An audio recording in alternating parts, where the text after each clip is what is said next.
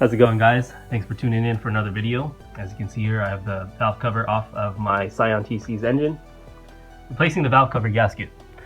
So there's tons of good tutorials on YouTube already, so I'm not going to go into the procedure, but I did want to give you guys some tips and tricks on how to make this a little bit easier on yourself and do a little bit better job if you are doing this job yourself. Alright, so tip number one, I recommend you guys pick up one of these. Basically just a magnetic tray, but I like to remove the bolts and place them top down. That way when I'm ready to reinstall, I just basically go bottom up. So everything's nice and neat, in order, and I don't have to risk losing anything because everything's in there magnetically. I'm not going to drop a bolt or a nut deep down into the engine and lose it. So that's tip number one. Tip number two, I've seen a lot of guys online basically shoving a flathead screwdriver right in between the cover and the block and prying it with their screwdriver against this surface, and you don't want to do that because you risk marring this surface. And this is machined to be completely flat. That way when you have your valve cover gasket, it makes basically a watertight seal, oil tight seal, so nothing leaks out of that little imperfection that you are going to make with a flathead. So don't do that. What I did, actually, there's a little bit of a space in between here, so where the screws go into the block, there's a really small gap. You can get a flathead right here. As long as you don't get past this area, you're good to go. Even if you scratch this a little bit, it's really not going to change anything. You're not going to cause any extra leaks or anything like that. So look for those small little areas and you're going to be good to go. Alright, another thing is, as you can see here, I still have the hoses connected to the valve cover. And the reason being is that the way it mounts onto the valve cover, it's really hard, and these hoses get really brittle and really stiff, especially the smaller one. I've seen a lot of people break these when trying to pull it from the valve cover. What you want to do is actually remove it from the back end. So I know it's really dark right here, but that comes off really easy. I actually didn't even have to kind of squeeze that spring-loaded clip. It just pulled right out. And then here too, this is a little plastic piece right here, and plastic to rubber, it doesn't really make that it makes a seal, but it doesn't kind of adhere like it does to metal. So this pulls out a lot easier as well. So that's what you want to do with those hoses. Just leave them intact. Don't even mess with those on the valve cover side. Work with the other end and it'll come out a lot easier, trust me. To clean this up, I had a little plastic, basically kind of like a plastic chisel. I don't have it with me. I kind of lost it somewhere. You know, my tools hanging out all over my garage. Sorry, I'm a little sick right now, but basically scraped it along this edge, and of course plastic is not going to scratch aluminum, so you have no risk of putting any scratches in there. So definitely do not use, like I said, do not use anything metal like a flathead screwdriver against this surface. You don't want to scratch that. And then one last tip that I just remember right now is a lot of guys, when they're putting on their RTV, the gasket maker, I've seen a lot of people just basically cake this on everywhere, every surface that kind of mates with that gasket, even on here, and you do not need to do that. All you need to do is put a dab here, right here on this kind of gap, and then there's one right back, straight back here, right there.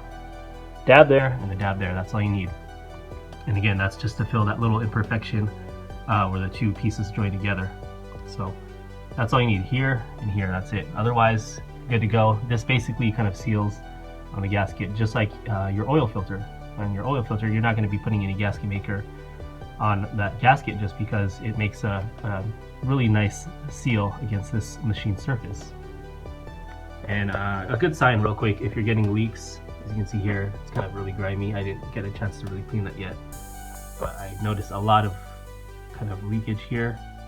You can see where the oil is coming out, and that's where your leak is, and there's a little bit on the back as well. So that's usually the culprit, is that gasket. All right, also when you disconnect your spark plug wires, these clips break really easily. So as you can see here, I really only disconnected the first one, and as you can see here, the clip is in fact broken, but the others you can really just pull aside and drape over onto a clean towel, just like I have here. So that just saves you from breaking the rest of the clips, because these just get really brittle over time, and even the slightest push on that clip is going to break it. So that's another tip that you can do. Alright, so just about finished. As you can see here, I did a little bit of cleaning on the valve cover. Didn't really do, wasn't trying to get perfect or anything like that, but really was trying to focus on this area here just so I can monitor the seal as I'm driving. I'll probably check it in a week, 2 weeks, whatever, and just keep an eye on it, just make sure it's not leaking. The good thing about this valve cover gasket that I picked up, that it's blue, so I'm not seeing any blue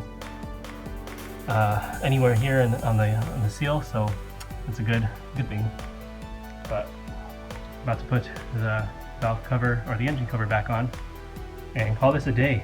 So last thing, of course, I just need to reconnect this first spark plug wire.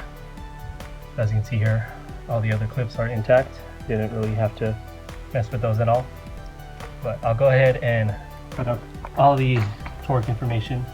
These two center bolts for the valve cover are at 14, and then you have 8 other screws and nuts around, and those are at 11.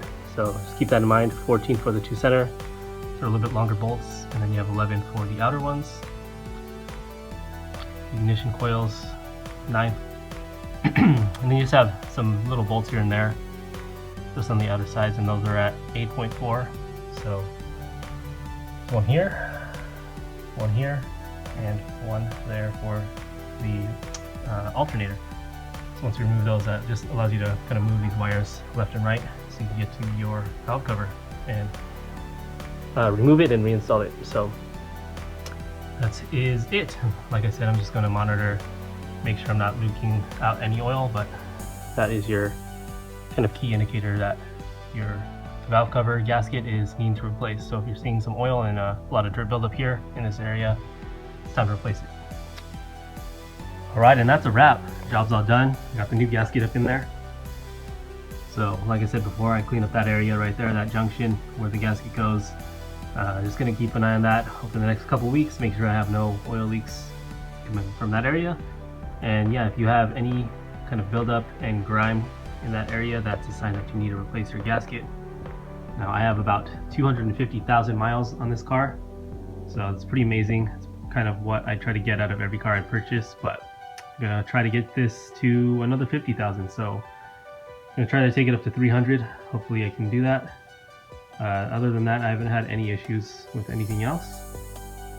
Just replacing things over time. So valve cover gasket, that's just kind of maintenance, and you'll keep your car running longer and longer. I've changed out the alternator, serpentine belt, pretty much changed every fluid that's in here, and other than that, haven't had any issues. So once again, that was just some tips and tricks on how to replace your valve cover gasket. Hopefully I helped some of you watching this, and yeah, if you have any other tips on how to do this and how to do it better or easier, put in the comments below. I'd like to hear it. Alright, thanks for watching. Please like, subscribe, and I'll see you guys next time. Alright, bye.